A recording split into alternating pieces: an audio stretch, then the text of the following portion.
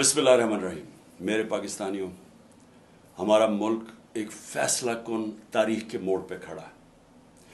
एक माफिया ने हमारे मुल्क के ऊपर कब्जा किया हुआ है, क्योंकि तारीखी महंगाई और अब बेरोजगारी हो रही है पाकिस्तान में।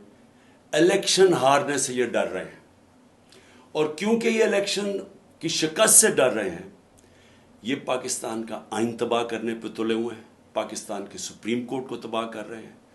हर किस्म की ये चीफ जस्टिस के ऊपर और जजेस के ऊपर हर किस्म की उनके खिलाफ प्रोपेगेंडा कर रहे हैं। मैं चाहता हूं कि हफ्ते को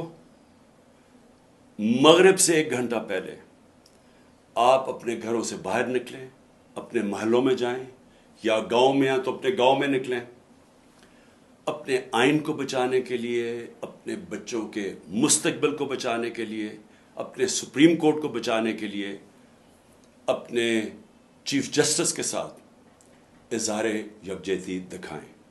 शुक्रिया।